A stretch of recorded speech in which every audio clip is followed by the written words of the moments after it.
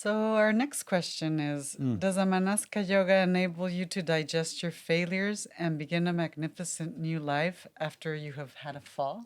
Oh my God! Now you're coming to the most difficult problem, which I think most of us we don't solve this problem. We leave it unattended, and probably it leaves a scar, and we live with that scar. We don't solve it, but it's possible to actually very neatly solve it if we can be educated, as we were discussing, that to fall is in the very nature of the life process. You go up in life, and then you go to the climax, and then afterwards you'll come tumbling down. That's in the nature of life. And everybody is pursuing success. So the going up thing is very exciting because there is something in the future. The goal is in the future, the achievement is in the future. So you look forward to it. But when you fall, you don't have any, nobody has tutored you how to deal with that.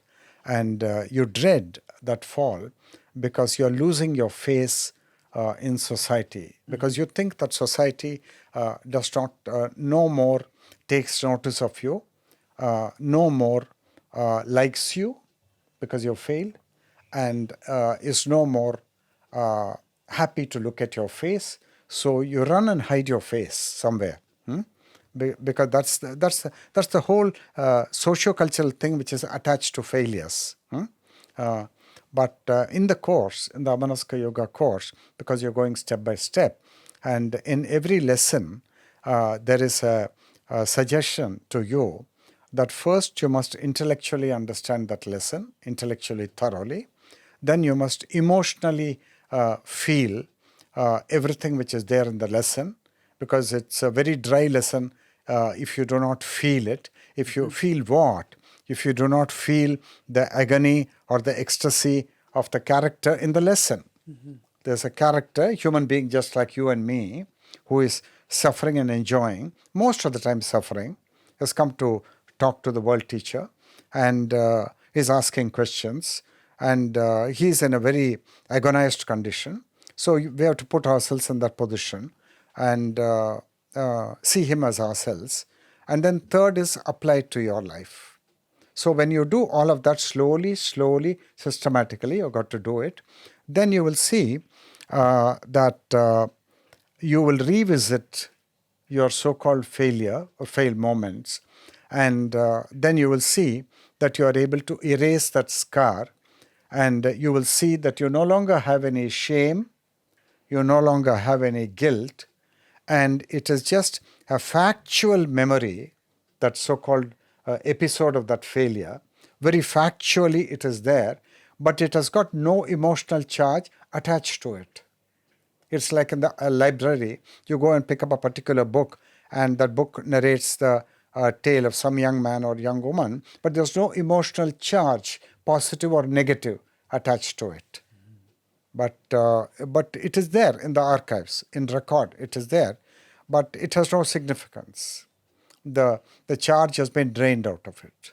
So like that, there could be many episodes, many events in the human being's life, and it is possible to come to grips with all of them, so that every time you erase a scar, every time you revisit a failure, and the scar is understood first of all, relived, and then pulled out from its roots, then what happens is, at the end of it, you have a great sense of new freedom. Because a draining energy, a suffocating force, has been brought to naught. Would you say that the acid test is not being able to detach yourself from the feeling by, as you said, reading it as if it were a book, or watching a movie or a story, where the emotion that had you linked to the scar is no longer there? See, there is think of that energy, of emotional energy. It's coiled up like a snake. Okay, it's got life in it. Yes. The life is not exhausted. It's still there, but it's coiled up, and it may come back to us in a dream. through a dream, for example, that coiled up energy will open out and it will come. And the question is, can you go there? Can you uncoil that energy? And can you accept and live that energy again? And now with the faculty of awareness wide open to you. Can you do that? And I think each person can do it to himself with a little bit of orientation, with a little bit of helping hand. It is not difficult. What is difficult is the intention. Do you have the intention to put your house in order, as Krishnaji says, to clean up the debris in consciousness, to clean up all the scars? Do you have that intention? And do you know what will happen if you do clean up the whole thing? That consciousness becomes empowered, that you become free, you become happy. You become very happy. And unless you're very happy, you can't do creative work, can you? No. No, you can't, obviously. So you have a huge potential which is not actually utilized, but which is kind of in the garage. It is there, coiled up, and you have to consciously go to it, and you have to address the whole problem of taking the life out of it by reliving it. And then you become a freer, you become a happier, you become a fearless person, you become a very courageous person. And what is life without that courage? What is life without that clarity?